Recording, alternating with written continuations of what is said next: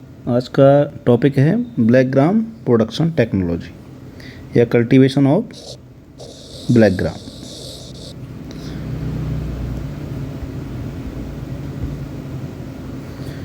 तो फर्स्ट है black gram का बॉटनिकल नेम बिग्ना मोंगो और ये बिलोंग करता है फैबेसी या लेग्यूमिनेसी फैमिली से। इसकी स्पेशल क्वालिटी ये है कि ये नाइट्रोजन फिक्सेशन करते हैं। जितने भी पल्स क्रॉप के प्लांट्स रहते हैं वो एटमॉस्फेरिक फ्री नाइट्रोजन को सॉइल में फिक्स करते हैं, है ना। इसके लिए रिस्पॉन्सिबल रहता है राइजोबियम बैक्टीरिया। इसके इकोनॉमिकल इम्पोर्टेंस है, it contain high source of protein about 24% protein and 60% carbohydrate, 1.3% fat and phosphoric acid. ये इसका न्यूट्रिशन वैल्यू है, इसीलिए इसको अपन दाल के रूप में यूज़ करते हैं। It also use is as green manuring, है ना। It increase N content in the soil और it increase fertility of soil. क्यों फर्टिलिटी सॉयल करती है? क्योंकि ये एटमॉस्फेयर की नाइट्रोजन को सॉयल में फिक्स करती है, इसीलिए नाइट्रोजन का स्टेटस सॉयल में बढ़ता है। और use as feed for cattles, animals के पशुओं के भोजन के रूप में या चारे के रूप में इसको अपन उपयोग करते हैं, ठीक है। इसमें एक टर्म दिया है ग्रीन मैन्यूरिंग। ग्रीन मैन्यूरिंग होता क्या है? ग्रीन मैन्यूरिंग होता है किसी भी पल्स क्रॉप के प्लांट्स को बिफोर फ्लावरिंग, है ना, फील्ड में अपन ग्रो करते हैं और इसको क्या करते हैं, मिक्स कर देते हैं सॉयल में, mixed in the soil. Flowering से पहले ही पल्स क्रॉप के प्लांट्स को फील्ड में या सॉयल में दबा देते हैं उसको या मिक्स कर देते हैं, जिससे क्या होता है वो डिकम्पोज होने के बाद उसमें नाइट्रोजन, फास्फोरस, पोटास और ऑर्गेनिक मैटर को रिलीज़ करता है, जिससे सॉइल की फर्टिलिटी, फिजिकल, केमिकल, बायोलॉजिकल सभी प्रॉपर्टीज़ इंप्रूव होती हैं। इसको कहते हैं ग्रीन मैन्यूरिंग, ठीक है। ब्लैक ग्राम का ओरिजिनल प्लेस है नेटिव ऑफ इंडिया। इसका नेटिव जो है इंडिया है ना। और इसकी जो मतलब जो ओल्डेस्ट वैरायटी है वो फेसियोलस सिवोटस रिबॉक्स एक स्पीसीज़ है जो इसकी ओल्डेस्ट मानी जाती है वैरायटी।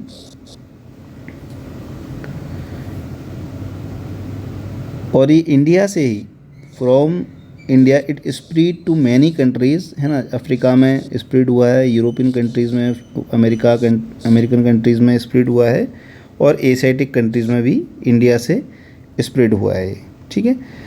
एरिया एंड डिस्ट्रीब्यूशन एक हेडिंग है, area and distribution. Black gram is cultivated in India, Bangladesh, Pakistan और बर्मा। इन कंट्रीज़ में इसको मेजरली ग्रो करते हैं। और इसका एक एरिया है इसमें 3.25 million hectare with the production of 1.45 million ton production है। और इंडिया में इसको मेजरली स्टेट्स में ग्रो करते हैं। मध्य प्रदेश में इसको ग्रो करते हैं, महाराष्ट्र में, आंध्र प्रदेश में, तमिलनाडु में और उत्तर प्रदेश में। इसके अलावा भी कई स्टेट्स में इसको ग्रो करते हैं, लेकिन मेजरली जो ग्रो करते हैं वो इन स्टेट्स में इसको ग्रो करते हैं। तो इसका एरिया एंड डिस्ट्रीब्यूशन है। अब है इसका क्लासिफिकेशन। तो क्लासिफिकेशन इसका दो टाइप से दिया है। बॉस के अकॉर्डिंग है, बॉस साइंटिस्ट है, बॉस 1932 के अकॉर्डिंग बिग्ना मोंगो को दो सब कैटेगरीज़ में डिवाइड किया गया है, 2 कैटेगरीज़ में। सबसे फर्स्ट है बिग्ना मोंगो वैरायटी नाइजर। ये early mature and black colour इसमें रहता है, इसके सीड का जो है ब्लैक कलर है और अर्ली मैच्योरिटी वैरायटी रहती है। नेक्स्ट है बिग्ना मोंगो वर वायरेडिस। ये लॉन्गर मैच्योरिटी है, लेट मैच्योर होती है वैरायटी और इसके सीड जो है स्मॉल साइज रहते हैं और ग्रीन कलर रहता है इनका, है ना, लाइटेस्ट ग्रीन रहते हैं। तो इसको कहते हैं वेरिडिस। क्लाइमेट रिक्वायरमेंट, इसके लिए climate requirement suited area having the rainfall 6 to 7 centimetre. किसी इंडिया में कौन से भी स्टेट में अगर जिनका रेनफॉल 60 to 70 सेंटीमीटर है एनुअली रेनफॉल, वहाँ पर इसको अपन ईजिली ग्रो कर सकते हैं। इट रिक्वायर्ड मतलब it also tolerate drought condition to great extent. जितनी भी पल्स क्रॉप रहती हैं वो ईजिली ड्रॉट को टॉलरेट करती हैं। क्यों टॉलरेट करती हैं? क्योंकि इनका जो रूट सिस्टम होता है वो वेल डेवलप रहता है ना, और डीप रूट सिस्टम रहता है, इसकी जड़ जो है गहराई तक जाती हैं और वहाँ से मॉइस्चर ईजिली एब्जॉर्ब करती हैं और लॉन्ग टाइम तक सर्वाइव करती हैं, है ना। और इसको जो ग्रो करते हैं अपन मेनली खरीफ सीजन में ही ग्रो करते हैं, इसको दूसरी सीज़न में ग्रो नहीं करते, है ना। खरीफ सीजन में ग्रो करते हैं मेनली। इसके अलावा अपन शॉर्ट ड्यूरेशन क्रॉप में इसको समर में भी ग्रो करते हैं, पर इसका जो मेन सीज़न है वो खरीफ सीज़न है। और एज ए कैच क्रॉप, है ना, शॉर्ट ड्यूरेशन क्रॉप में इसको अपन इंटर क्रॉपिंग कर सकते हैं या सोल क्रॉपिंग वो करते हैं समर में। और ये नॉर्थ इंडिया में मोस्टली ग्रो करते हैं और कुछ जो है साउथ इंडिया में भी इसको ग्रो करते हैं, है ना। तो नॉर्थ इंडिया में जो है खरीफ और समर दोनों में ग्रो करते हैं और साउथ इंडिया में इसको रबी सीजन में ग्रो कर सकते हैं, ठीक है। तो दो रीजन हो गए, नॉर्थ और साउथ। नॉर्थ में जो है समर और खरीफ और साउथ में जो है वो रबी सीजन में ग्रो करते हैं, ठीक है। इसके लिए सॉइल रिक्वायरमेंट की इसमें नेसेसरी चीज़ है, इसमें सबसे फर्स्ट है जो ड्रेन सॉइल रहती है जिसमें ड्राइनेज की फैसिलिटी प्रॉपर है, क्योंकि पल्स क्रॉप में अगर वाटर लॉक्ड कंडीशन होती है तो इसमें इसकी रूट्स और इसकी नोडुलेशन पे इफेक्ट पड़ता है और प्लांट की ग्रोथ रुक जाती है। तो इसको जो है रेड सॉइल से लेकर अपन ब्लैक सॉइल तक ईजिली ग्रो कर सकते हैं, है ना। तो राजस्थान में जो है लेटराइट सॉइल और रेड सॉइल में इसको ग्रो करते हैं, मध्य प्रदेश में इसको ब्लैक सॉइल में ईजिली ग्रो कर सकते हैं। वेल ड्रेन सॉइल की रिक्वायरमेंट रहती है और इस सॉइल कंडीशन में ये ईजिली ग्रो हो जाता है। तो ये हो गया इसकी सॉइल रिक्वायरमेंट। नेक्स्ट है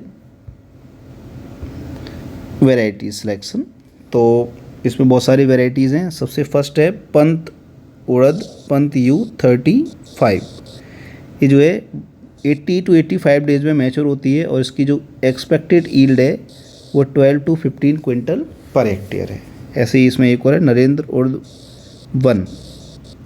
ये जो है मैच्योर होती है 70 से 18 डेज़ में मैच्योर होती है और ये खरीफ सीजन के लिए सुटेबल है और इसकी जो ईल्ड है एक्सपेक्टेड ईल्ड पोटेंशियल इसका 12 to 15 क्विंटल पर हेक्टेयर। फिर ऐसे ही आज़ाद है, टाइप 27 है, पंत उड़द है। ये सभी वैरायटी जो है इनकी डिस्क्रिप्शन है। इनकी जो एक एवरेज यील्ड है वो सभी की 12 to 15 क्विंटल पर हेक्टेयर है ना। और इसके अलावा भी कुछ वैरायटीज हैं मध्य प्रदेश के लिए स्पेशली रिकमेंडेड है, जैसे T9, पूसा 1, खरगोन 3, ग्वालियर 2, है ना, D75, mess 48, Pusa U30, Ujjain 4। इस करके इसमें बहुत सारी वैरायटी जो मध्य प्रदेश के लिए स्पेशल रिकमेंडेड है। अब बात करते हैं फील्ड प्रिपरेशन की। The crop does not required fine tilth, है ना। टिल्थ क्या होता है? टिल्थ होता है good physical condition, good physical condition of the soil, है ना। Good physical condition, good physical condition को अपन कैसे करेंगे, मेजर कैसे करते हैं? जिसमें फाइन टेक्सचर रहता है, ऐसी टिल्थ या खेत की ऐसी प्रिपरेशन या टिलेज जिसमें फाइन सॉयल पार्टिकल्स रहते हैं, इसको कहते हैं गुड टिल्थ। तो इसको गुड टिल्थ की रीड नहीं रहती है क्योंकि जितनी भी पल्स क्रॉप हैं उसमें रफ़ सीड बेड की रिक्वायरमेंट रहती है, रफ़ सीड बेड, है ना। तो इसको रफ़ सीड बेड को अपन कैसे गेन कर सकते हैं? The land prepared 1 to 2 deep ploughing, 1 से 2 डीप प्लोइंग करते हैं, followed by 2 to 3 harrowing and planking. Planking means होता है पाटा चलाना, जो एक बोर्ड का स्ट्रक्चर रहता है, हैवी स्ट्रक्चर, जिसको अपन ट्रैक्टर के पीछे लगा के इसको चलाते हैं। जिससे क्या होता है, एक तो लेबलिंग होती है और जो क्लॉट्स रहते हैं, बड़े बड़े ढेल रहते हैं, वो सभी टूट के लेबल हो जाते हैं, ठीक है। तो इसको अपन गेन करने के लिए 2 से 3 बार डीप प्लोइंग करते हैं और उसके बाद 2 से 3 बार हैरोइंग करते हैं, फिर प्लैंकिंग करते हैं। Both kharif as well as irrigated condition of rabi, तो दोनों ही के लिए सेम फील्ड प्रिपरेशन करेंगे। तो इसको गेन करने के लिए अपने एक कंडीशन रहती है इसमें। और labelling is the most important for the quick damage of the excess water, मतलब ड्राइनेज के लिए इसको अपन लेबल करना ज़रूरी है क्योंकि खरीफ सीजन की एक मेजर प्रॉब्लम है, वाटर लॉगिंग कंडीशन क्रिएट होती है क्योंकि इसमें पानी अगर भरता है तो पूरी नोडुलेशन रुक जाती है। तो इसको लेबल करना ज़रूरी है जिससे अपन ड्राइनेज प्रॉपर कर सकते हैं। नेक्स्ट पोर्शन है सीड एंड सोइंग, जो सबसे मेजर इंपॉर्टेंट पोर्शन रहता है एग्रोनॉमिकल एक्सपेक्ट से, सीड एंड सोइंग। तो सबसे फर्स्ट है selection of seed, certified seed select करते हैं, इम्प्रूव वेराइटीज़ की सीड सेलेक्ट करते हैं और ऐसे सीड सेलेक्ट करते हैं जिसकी हाई यील्ड कैपेसिटी होती है, जिसमें डिसीज़ और इंसेक्ट रेसिस्टेंस रहता है, ड्रॉट रेसिस्टेंस रहता है और कोई भी प्रकार का फिजिकल या जेनेटिक इम्प्योरिटी नहीं रहती है, मतलब कोई भी डैमेज नहीं होना चाहिए और जो सीड है वो लेबलिंग है वो प्रॉपर सीड होना चाहिए और इसका जर्मिनेशन परसेंट 70 to 80% एटलीस्ट होना चाहिए। ऐसे सीड को अपन सेलेक्ट करते हैं।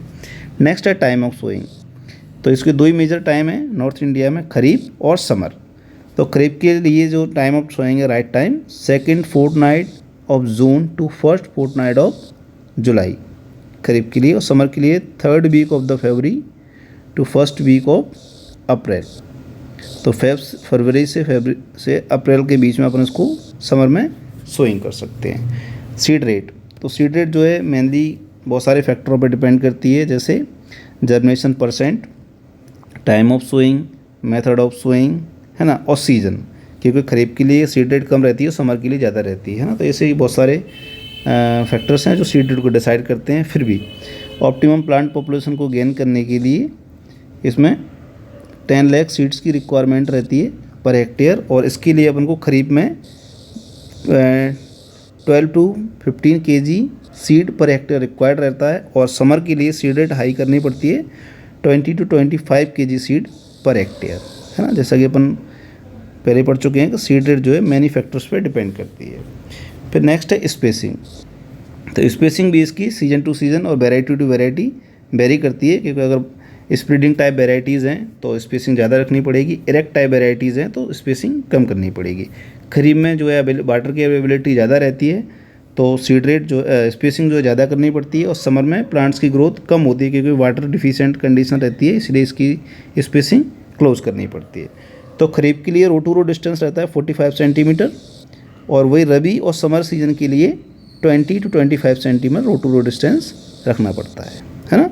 और प्लांट टू प्लांट डिस्टेंस दोनों ही सीज़न के लिए, चाहे रबी हो, चाहे खरीफ हो, चाहे समर हो, 5 से 10 centimetre 5 to 10 centimetre plant to plant distance रखते हैं। और कभी भी किसी भी क्रॉप को, जो पल्स क्रॉप्स उनको सोइंग करने से पहले अपन को सीड ट्रीटमेंट नेसेसरी रहता है। तो seed should be treated with the thiram और कार्बनडाजिम, वेबस्टीन नाम का केमिकल रहता है जिसको अपन बुवाई से पहले इसको ट्रीट करते हैं। कितना?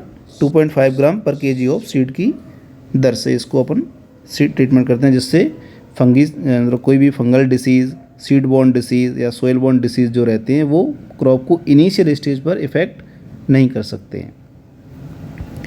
इसके अलावा है मैन्यूर एंड फर्टिलाइज़र एप्लीकेशन। तो जैसा कि अपन पहले से ही पढ़ चुके हैं और जानते हैं कि जितनी भी पल्स क्रॉप है वो नाइट्रोजन के लिए सेल्फ डिपेंडेंट रहती हैं, क्योंकि उसमें राइजोबियम बैक्टीरिया रहता है जो इसकी नाइट्रोजन की रिक्वायरमेंट को फुलफिल करता है इंटायर क्रॉप साइकिल या क्रॉप लाइफ। तो सबसे फर्स्ट है इसमें एज ए नाइट्रोजन देते हैं एज ए स्टार्टर डोज। तो 15 to 20 kg nitrogen per hectare इसमें रिक्वायर्ड रहता है as starter dose at the time of sowing, along with the 30 to 50 kg phosphorus per hectare. Potash इसमें required नहीं रहता है, फास्फोरस ही इसमें यूज़ करते हैं। फिर भी जहाँ पर पोटेशियम डिफिशिएंट सॉइल है वहाँ पर अपन 30 to 40 kg phosphorus per hectare apply कर सकते हैं, है ना। और इसको अप्लाई कैसे करते हैं? The fertilizer should be drilled at the time of sowing, at the time of sowing. जो at the time of sowing रहता है इसी को अपन कहते हैं as basal dose, basal dose of fertilizer, है ना। अपन बेसल डोज में यूज़ करते हैं। और कब यूज़ करते हैं? They are placed about 5 to 6 centimetre below the seed, है ना। सीड के कॉन्टैक्ट में फर्टिलाइजर्स को नहीं आना चाहिए, अदरवाइज़ क्या होता है जो यूरिया रहता है या डीएपी रहता है वो सीड के कॉन्टैक्ट में आने पर सीड की जो वायबिलिटी है, जर्मिनेशन परसेंट है, उसको इफेक्ट करता है। इसको क्या करते हैं 5 to सेंटीमीटर बिलो प्लेस करते हैं। नेक्स्ट है water requirement of the crop. तो it is grow under mainly rain fed condition, है ना, क्योंकि खरीफ क्रॉप में इसको ग्रो करते हैं और रेन फेड कंडीशन में ग्रो करते हैं। तो खरीफ सीजन में किसी भी पल्स क्रॉप को एडिशनल इरिगेशन की रिक्वायरमेंट नहीं रहती है ना। इरिगेशन की डेफिनेशन क्या होती है? इरिगेशन की मीनिंग होता है, डेफिनेशन होती है artificial application of the water to the crop for proper growth and development, है ना। तो अपन आर्टिफिशियली अप्लाई करते हैं प्लांट्स को इरिगेशन, वाटर अप्लाई करते हैं, उसको इरिगेशन कहते हैं। और नेचुरली अगर रेंस के थ्रू जा रहा है तो वो नेचुरली है, इरिगेशन उसको काउंट नहीं करेंगे। तो इसको जो है, so there is no need of the any additional irrigation, है ना, अंडर द प्रोलॉन्ग्ड कंडीशन। अगर बारिश नहीं होती है अंडर प्रोलॉन्ग्ड कंडीशन और moisture stress condition due to the dry spells in monsoon, अगर बारिश नहीं होती है किसी कारणवश 2 से 1 महीने या 15 दिन तक, तो अपन को एडिशनल इरिगेशन की रिक्वायरमेंट रहती है। तो इसको अपन इरिगेशन कब देते हैं, इसकी क्रिटिकल स्टेज है, one irrigation at pod filling stage. Okay, तो इसको पॉट फीलिंग स्टेज पर अपन एक इरिगेशन दे सकते हैं। लेकिन अगर क्रॉप्स को अपन रबी में ग्रो कर रहे हैं और स्प्रिंग सीजन में या समर सीजन में ग्रो कर रहे हैं, तो the crop required 3 to 5 irrigation at 15 to 20 days interval, क्योंकि रबी में और समर में एवापोरेशन जो रेट रहती है तो वो ज़्यादा रहती है, वाटर का लॉस प्लांट से और सॉइल दोनों से ही जल्दी जल्दी होता है। तो अपन को जो है मतलब शॉर्ट पीरियड में इसको इरीगेट करना पड़ता है 15 to 20 डेज इंटरवल पे।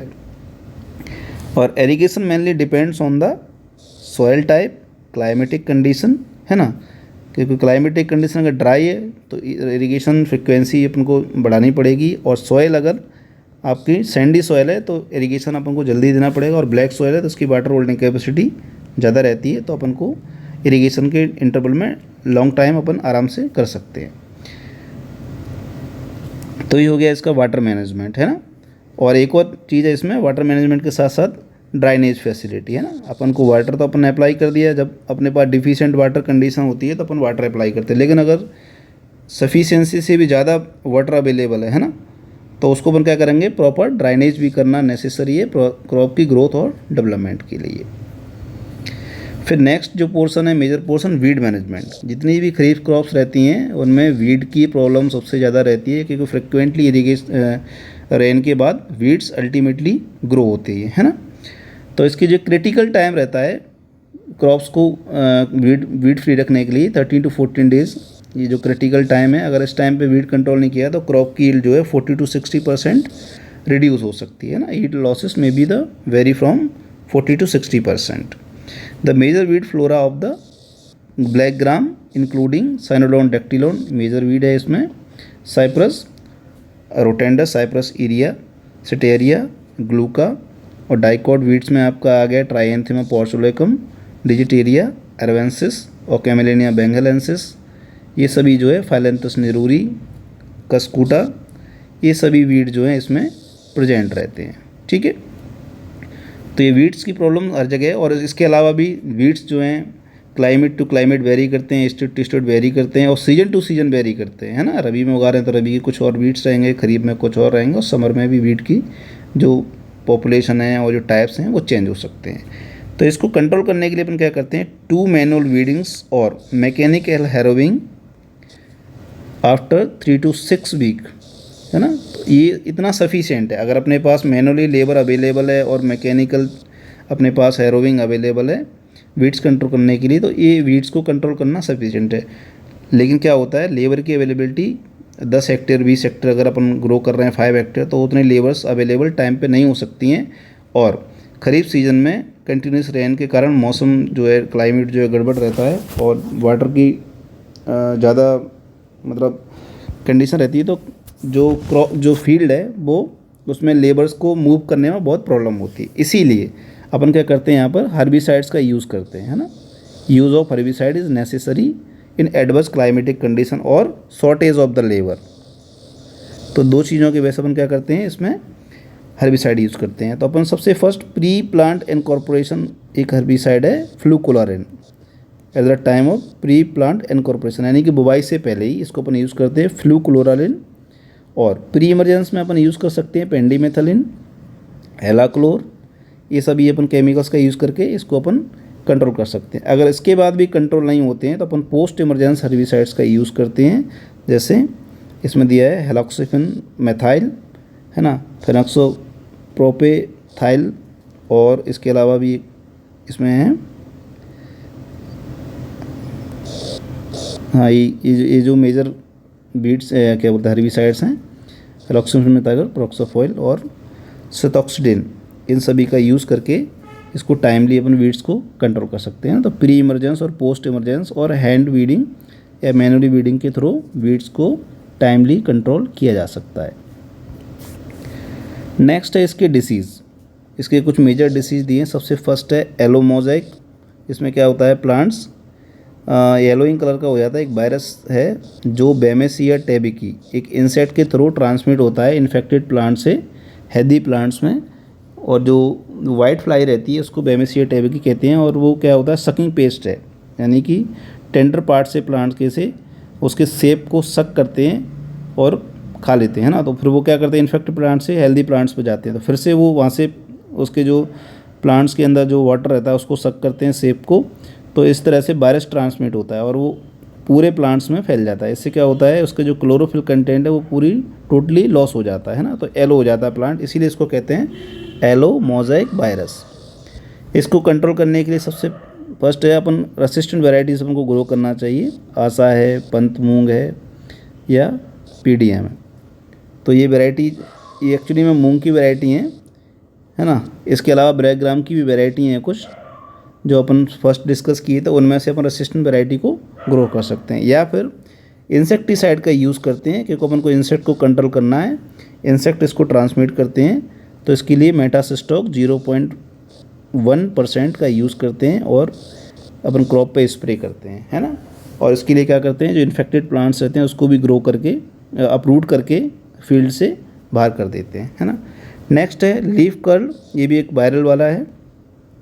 इसमें लीफ जो है कर्ल हो जाती हैं और ये भी वाइट फ्लाई के थ्रू ही ट्रांसमिट होता है। ये भी वायरस के थ्रू फैलने वाला एक डिसीज़ है। इसके लिए भी अपन मेटासिस्टॉक्स को यूज़ करते हैं और इंसेक्ट को कंट्रोल करते हैं।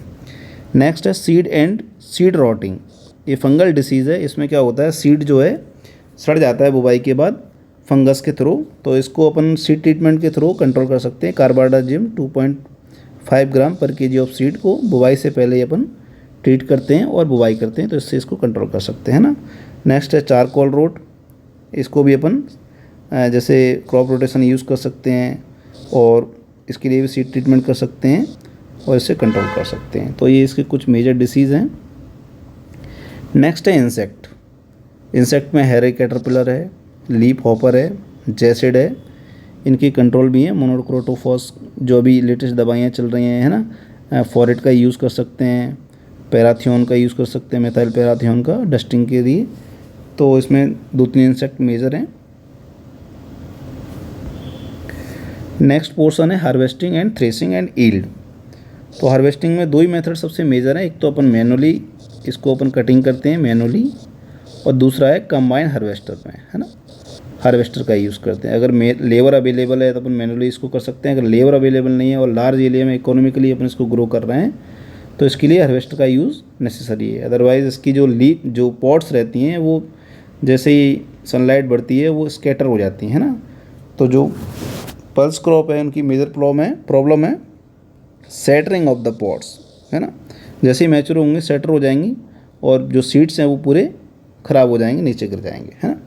तो black gram should be harvested when the most of the pots turn black, यार इसका जो कलर है वो ब्लैक हो जाएगा, तो उसको अपन हार्वेस्टिंग कर सकते हैं, है ना।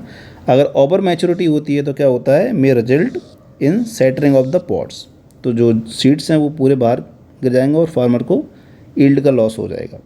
The crops take about 100 to 115 days in kharif season and 75 to 18 days in summer season. तो जो वैरायटी है खरीफ में है तो 100 डेज से ऊपर उसकी मैच्योरिटी में टाइम लगेगा, और अगर समर में ग्रो कर रहे हैं तो 75 से 18 डेज में मैच्योर हो जाती है ना। Harvesting crop should be dried properly and threshing floor few days. और इसको अगर अपन हार्वेस्ट करते हैं तो क्या करते हैं, फ्लोर पे 3 से 4 दिन तक सनलाइट में इसको ड्राई करते हैं। उसके बाद अपन थ्रेसिंग से इसको अलग कर सकते हैं, जो मैनुअली या ट्रैम्पलिंग ऑफ द बलक्स, यानी कि पशुओं को फसल के ऊपर अपन चलाते हैं, इससे उसके सीड्स पॉट से अलग हो जाते हैं। या फिर अपन हार्वेस्टर यूज़ करते हैं, इससे अपन को सब कुछ वहीं थ्रेसिंग हो जाता है, वहीं उसकी विनोविंग हो जाती है और क्लीन सीड अपन को मिल जाता है अगर अपन हार्वेस्टर यूज़ करते हैं। तो जो भी फार्मर के पास फैसिलिटी अवेलेबल है उसके अकॉर्डिंग वो अपनी क्रॉप को हार्वेस्ट कर सकते हैं। अब नेक्स्ट है ईल्ड। वेल मैनेज या गुड मैनेज क्रॉप में जो ईल्ड रहती है वो आपकी अपन पहले डिस्कस कर चुके हैं, 12 से 15 क्विंटल पर हेक्टेयर इसकी ईल्ड रहती है। और यहाँ पर दी है 1.2 टू 1.5 टन, या तो इसको अपन टन में भी काउंट कर सकते हैं, केजी में भी काउंट कर सकते हैं और क्विंटल में भी काउंट कर सकते हैं, ठीक है। तो इसकी एक यील्ड है और इसका एक कल्टीवेशन है। Thank you.